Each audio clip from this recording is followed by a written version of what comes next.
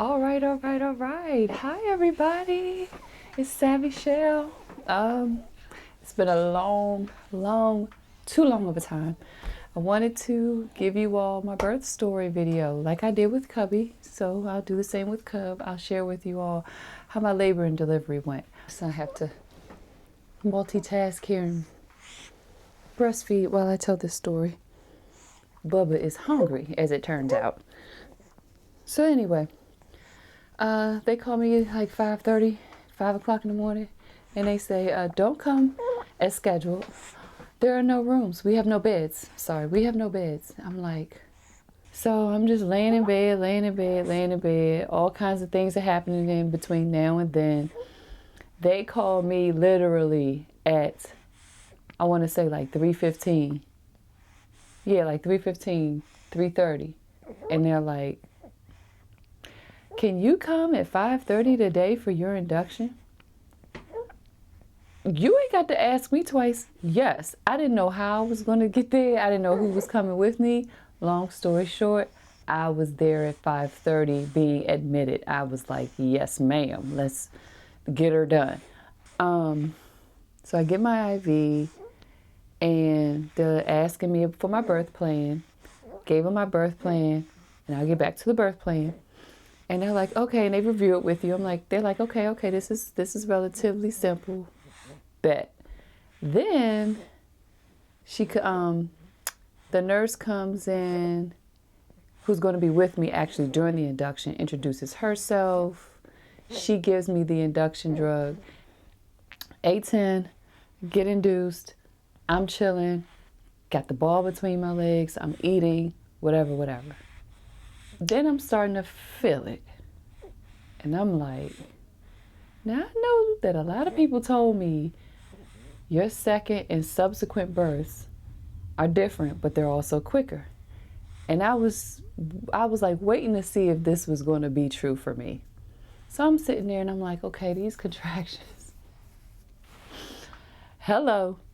These contractions were, when I say climactic, like they escalated quickly. When the doctor came in to check me, after they gave me the drug, my cervix was already 90% effaced, meaning it was already thinned out 90%. You got to be 100, basically, right? And then your cervix has to dilate. I was only 1 centimeter dilated, but I was 90% effaced. So I'm laboring, the contractions are getting more intense, and the doctor comes in again, and I'm 2 centimeters. And at that point, my water broke. Now, let me share with you all, when my water broke this time, I felt it. It felt like I just felt a pop down there. And then before I knew it, I felt all of this fluid on the bed. And my mom was like, it's clear, so it's definitely your water. So then my mom called my husband and was like, her water broke. It's going to happen soon. But at that point, I was only 2 centimeters. So I'm like, how is this happening soon? I'm 2 centimeters. And I'm just sitting there and I'm like, trying to remember this TikTok video. I know, but I watched this TikTok video and this woman had 3 children. She was on her 4th pregnancy. And her video was short and sweet. And she was like, I've had 3 kids. I'm on my 4th. I've had all vaginal deliveries and I've never torn. And she was like, this is what you do. So I'm like, what? Because the first time I tore with a doer, slightly, but I tore. So she goes, when you breathe, during the contraction, she goes, you fill up your diaphragm and you breathe through your nose. And you let your stomach, you fill up your diaphragm and your stomach pokes out, right?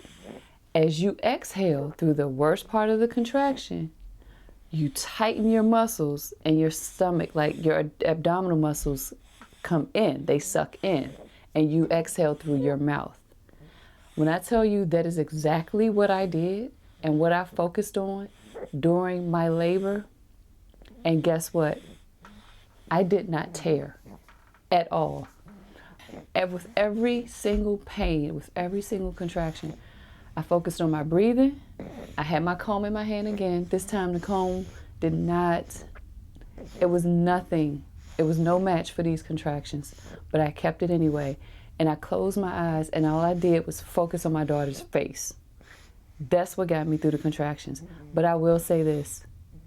It got to a point where the contractions were so bad, I was almost screaming, and I was begging for an epidural.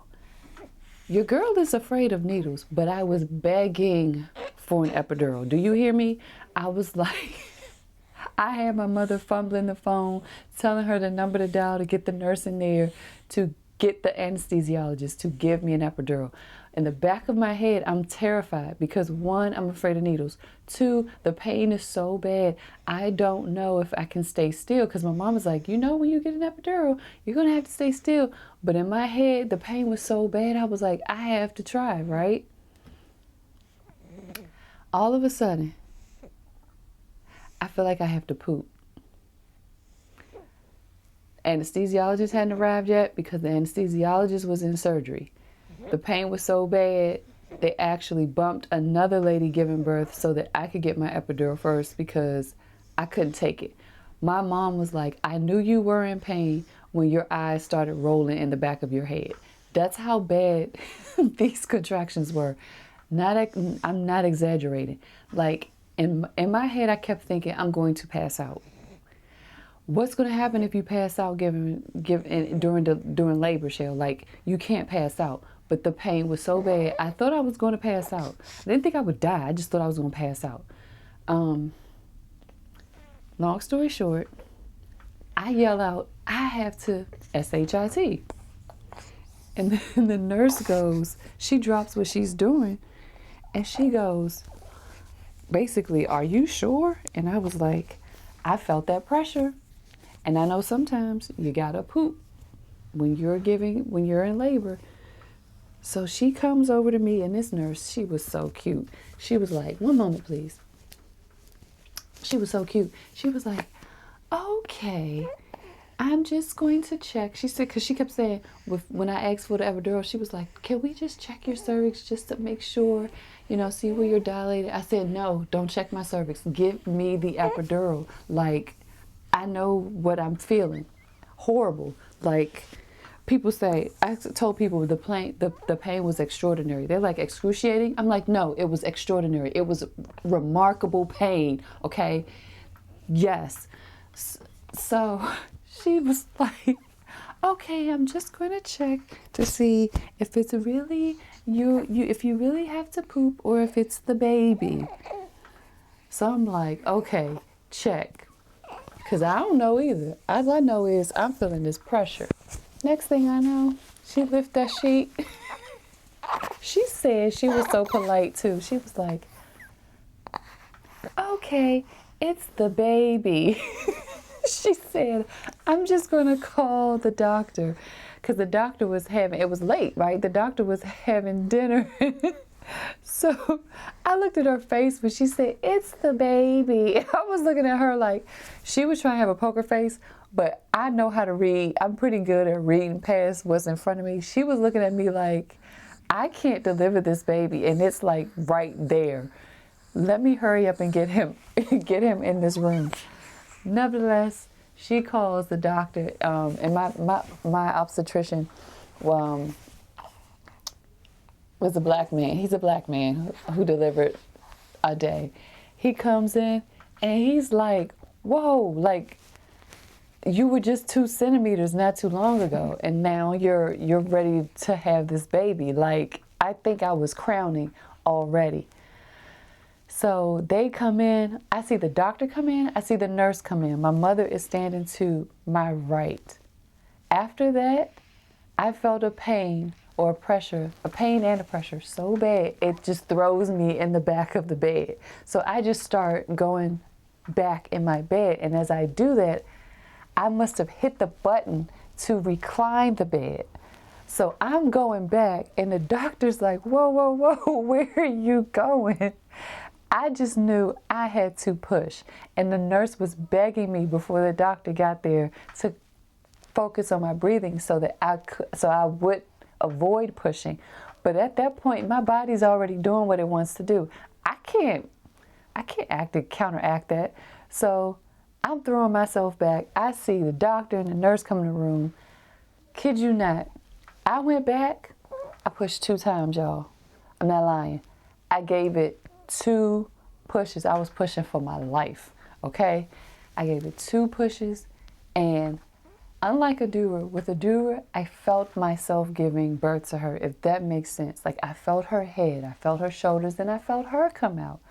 With him, all I felt was one big, like, relief. Like, one big release of pressure. I never really felt him coming out. I just felt pressure being released from my body.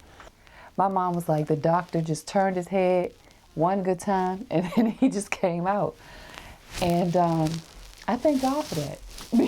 Because even though the pain was extraordinary, it was fast. It was furious. I guess I'm calling this video Fast and Furious. The birth was fast and furious. I'm happy he's here. He's healthy. Look at Puppy.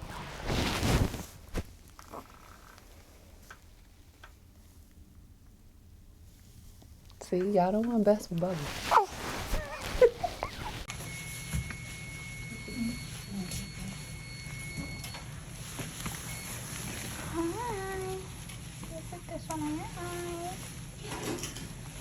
You're a peanut.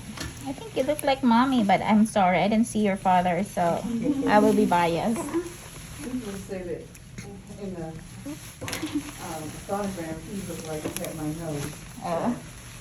Our daughter definitely looks like her dad, so maybe he will look like me. Yes, fair share. Each have a twin, you know?